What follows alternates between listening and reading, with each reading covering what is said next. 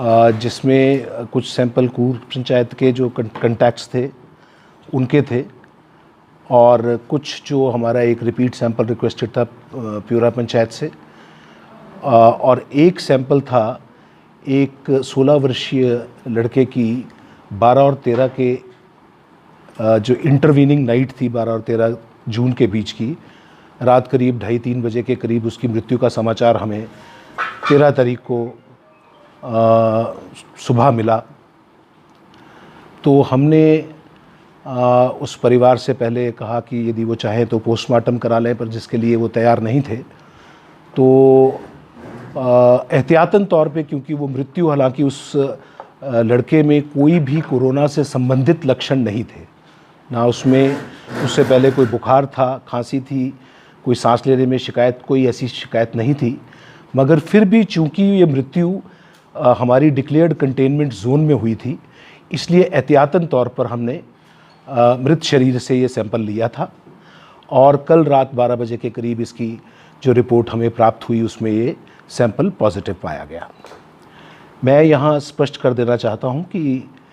जितनी प्रथम दृष्टया हमारे पास सूचना उपलब्ध है उसके अनुसार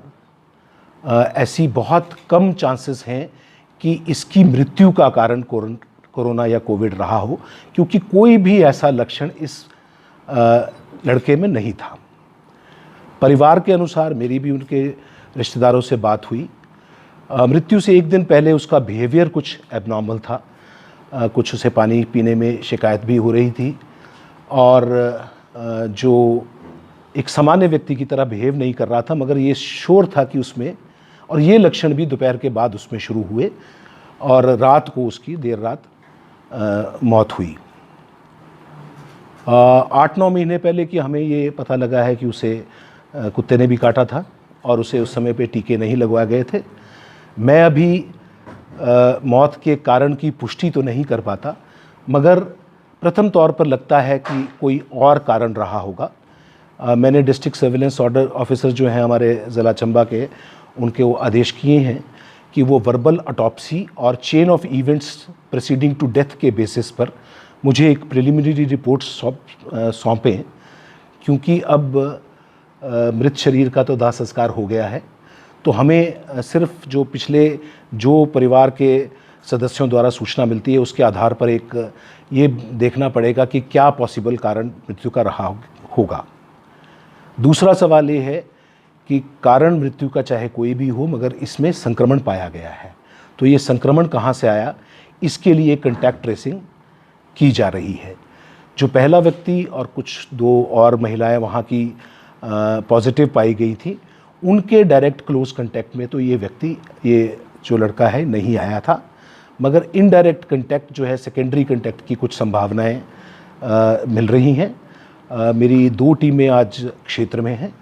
और हम जो एक महिला भी और पॉजिटिव आई है जिसका रिपीट सैंपल किया गया था, ये 45 वर्षीय महिला है, प्यूरा पंचायत की ही, प्यूरा गांव की ही। इसके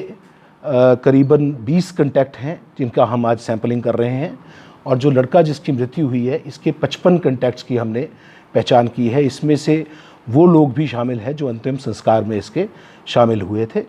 तो हमारा आज प्रयास है कि हम 75 के करीब इनके दोनों के कांटेक्ट्स के सैंपल्स जो लेंगे।